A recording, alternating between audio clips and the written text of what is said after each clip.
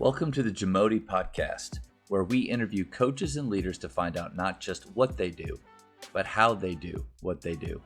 Becoming the best version of ourselves is JAMODI, just a matter of doing it. What are the non-negotiables in your program? Yeah, it's a great question. The things that I think about are more standards. You think of a rule list, and maybe early in my coaching career, I would have had a bunch of rules. And then you just find out managing those things, you're kind of painting yourself in a corner sometimes. And there's a lot of gray in life. And sometimes you might need to make one decision for one kid. I always say we want to be fair, but maybe not equal. And so if your team trusts you, if the parents, if you're a high school coach, if they trust you, then they just have to know that you've gathered all the information. And when you make a decision, it's based on what's best, not just for that kid, but for the program at large. And so when I had those rules, I felt like maybe I was, there's just so many rules. How many can what you leave one off invariably, that's the one they're going to break. Right. It's not down here in your binder of rules. So I just said, we're going to have standards. I think that's kind of a buzzword, and maybe gone back a while where, just this is the everyday process of how we want to do things, is how we look at it. And early on, we're probably having to disseminate that to the guys. But now that our program is more established, we see that the older guys are teaching the younger guys. And we're putting it on them like, we shouldn't have to explain this to this kid. This is where you guys in this locker room, your leadership, your influence comes in. When we're on the court, obviously eye contact, being on time. We want our guys suited up and on the floor 15 minutes before practice starts. So we might have the clock there.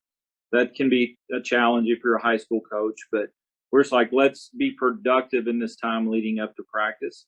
So they know what our expectations are there. Sprint the court. If anybody's jogging, they come and sit by me. If somebody watches on a block out, they're going to sit by us.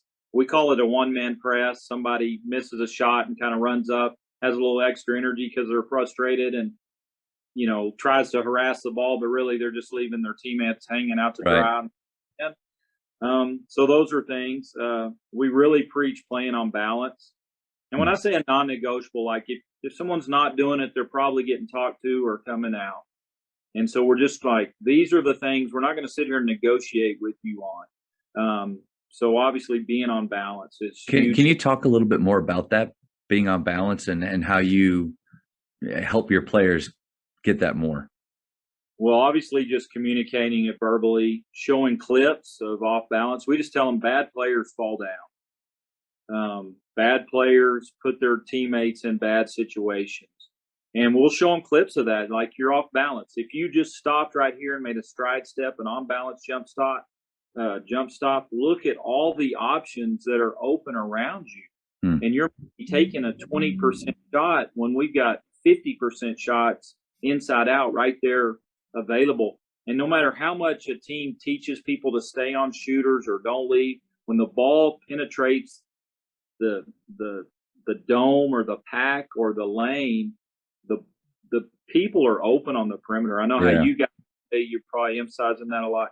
So one thing we did this year is we charted every shot that our guys took and we categorized it. And that can be a little challenge, but on balance layups percentage were like 65, off balance were 19%. So it's like, why are we even having a category of this? We need to get to where there's no off balance shots to even show you. We have one or two players where we're like, this is not a bad shot for them. It may seem off balance for them, but they're a little unorthodox in their game, and they've proven that it's not a low percentage for them. But the other guys, it's not the best shot. We work on layups a lot. We work on driving in, and we just kind of like, you're coming up on an intersection, you got to slow down. The traffic is coming. The light may be about to change. Just, it's decision time. So you've done a great job getting here. We say get engaged, don't get married. Yeah. I'm not sure where I got that, maybe from Point Guard College or. That's exactly it. Yep. Yeah. So it's a great, it always gets a chuckle the first time, but everybody knows, And we had a kid who was going home for the summer. He lives in Australia. He's going to play there. He's like, Coach, I know if you watch me, you're going to be yelling, be on balance through the computer. So that message is slowly getting across. I heard Jay Wright at Villanova if one of his guys is off balance, it's the thing that drives him nuts. That he'll go off on the most. And that'd be a non-negotiable, I guess, for their program. Obviously, when you watch them play and knowing that, it's amazing. Those guys, the Brunson back down, some of those things, incorporated that terminology into how we play. It just helps you make decisions. You got to be really a dynamic athlete and great decision maker to leave your feet and make the right play. Yeah, a lot of times you're doing things based on hope. Like, I hope this works out, and great players don't base their game on hope. Yeah, it's a great point. So for sure, and we do some drills. We call the Villanova. It's a little 3-on-0 drive kick game where we're on balance. We'll do it off 1 pass, 2 pass. Then we'll do shot fake at the beginning, shot fake at the end. So simple, so fundamental, but you just have to emphasize these things over and over, and you can never really assume that it's stuck. It's what first day, last day. There's some ways we try to do it. We might make a shooting drill out of it or something, but we're really trying to just emphasize this consistent message of, this is how we want to play. This is what we want you to do. And players always at whatever level probably feel like you're messing with their game. Even going back to when I played now as a coach, you just know that. Like, they're all going to the NBA, and if you just pull back and let me show everybody what I can do, then but just building that trust and showing them, like, look at Villanova. Watch this game. Watch this kid from this other team. Look how he's out of control. We'll even show them some pros. Like, as great as this player is, if he was more on balance, I just remember Doc Rivers saying when Rondo came to Celtics, they worked with him on his left hand. And I was like, here's a first-round draft pick, played at Kentucky, and they're breaking it down. Like, we just assume that, okay, you get to a level, those things are maybe elementary to that level, but they're still foundational. I heard Phil Jackson say when he was with the Bulls, if you came to a practice, you'd be bored in about 5 minutes. So I think that's what I've learned through the years is just basketball. Some of the drills we do in camp might be being done at NBA training camp. They're so simple, but they're just the fundamentals are the fundamentals. So we continue to emphasize that. Eye contact when you're talking. We say listen with your eyes. Always communicate. We start practice with some form of drill that's going to cause them to communicate. We try to make things game relevant, but there's some drills that are just good because there's a lot going on, and they got to have their head on a swivel. They got to be talking, and they got to be paying attention. A great way to get the concentration level up high to begin practice. So those are things I would say on the floor. Off the floor, it's just go to class, be on time, treat others kindly. Just hold this standard. We have we're a Christian school. I go with Colossians 3:23. Whatever you do your work heartily under the Lord is not for man. So, hey, 3:23. Let's give our best. Was this your best?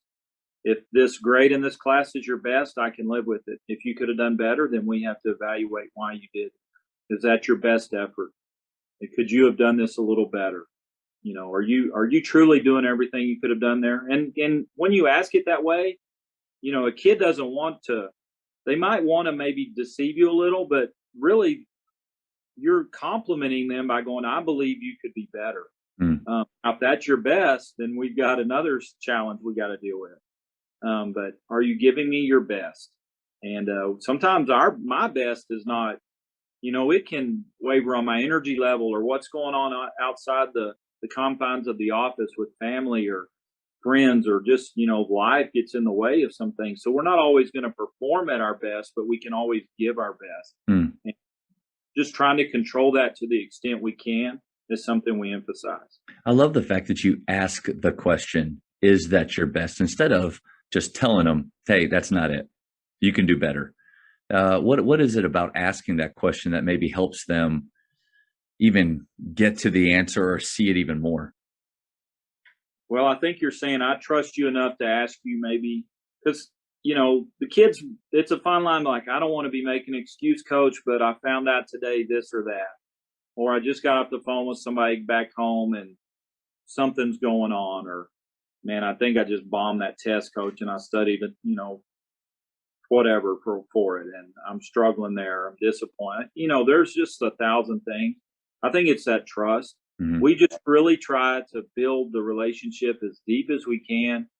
And I just call it making deposits, so when we have to make a withdrawal, we're not in the red on the account because, they understand that we trust them. And I tell them, if you have a uniform and you're in this locker room, I don't think I could pay you a higher compliment. That I've let you into our family. We believe in you. We depend on you. We need you. We want you. We're excited you're here. Now you have a role to play in this too. But also know we're all human in here. We all have life outside these doors. So we all want to perform. This basketball area can be a safe place and escape. For me, that's what it is. Sometimes I'm on that court, kind of everything else dissolves a little bit and, just get locked in. What a great place to be and a safe place to be. And I want that to be for our guys. But I just think if they feel like they have a voice, the old my way or the highway, like the non-negotiables, there are things we're not going to sit here and discuss. But there's a lot of things like I can learn from you. I can sympathize with you. I can empathize with you. But I can't read your mind. I need you to tell me. Otherwise, our minds fill in the gap. Well, I bet he stayed up all night. I bet he was playing video games. I bet he didn't eat breakfast. I bet this. I bet that. And it may be true, but it may not be. And we're kind of really not giving them the benefit of the doubt. And so, like I tell them, I'm going to trust you to start. I'm just going to give you that trust. But then trust is also earned. And just be an everyday guy. Be a day in, day out guy we can count on. And that's what your life's going to be after basketball. And then it's not, you get to play basketball. It's like work starts at 8. You got to get the kids ready, probably like your day this morning or mine, like it's life. Yeah. And this is great proving ground. And we get to have a ball in our hands while we do it. And so like just that perspective of just seeing it from everybody's perspective and also being grateful. I just think it lends itself to a better performance because, they always say like guys have to play good to feel good. Girls got to feel good to play good. I've talked to some female coaches of girls that have said that. But we're all human beings. Like I get that answer, but I think sometimes even with the guys, like let's help them feel good to play good. Let's don't reverse it out either. And I think if we just all have a coach who believes in us, even if they're not a starting or taking all the shots, they just know like this person believes in me. And sometimes I have to even take it for granted that like I said, hey, you got a uniform on, right? What else do I need to tell you? But sometimes they need that, just because in basketball, they still have these other areas that they need to be built up in. And so basketball is just kind of the introductory to all these other facets of their life, which are going to carry them much further. I love the fact that you said, early on you had a list of rules that you thought you wanted to stick to and everything, but kind of how it put you in a box. I remember listening at TABC to Bob Hurley Sr., and he had his list of 18 or 19 rules. And maybe it's because of the group that the clientele that he's working with there, that he needed all of those. But then I think I've heard more coaches think along the same lines as you, as we want to have standards that we live by, but the ability to be flexible and to make choices depending on that individual situation. Yeah, no doubt. And I got a great point from him in his talk. He had like a social media curfew, which I thought was great. And that would fall under some things we might tell our guys like, hey, I see you're on here late at night. That's just not bringing out the best in you. What you're putting in your mind, your body, etc. But yeah, I agree on the rules and keep it simple. Roy Williams, when he was introduced at North Carolina, some of the guys that were coming back were there, and he said, I just have one rule: do what I ask you to do and do it to the best of your ability. Sums it up. There it is. Hey, one of the top programs, best coaches, keeping it simple. Let's learn from him. Thank you for checking out today's episode. Please take a moment to subscribe to this podcast, share it with your fellow coaches, and find us on social media for what's coming up next on the JAMODI podcast. It's just a matter of doing it.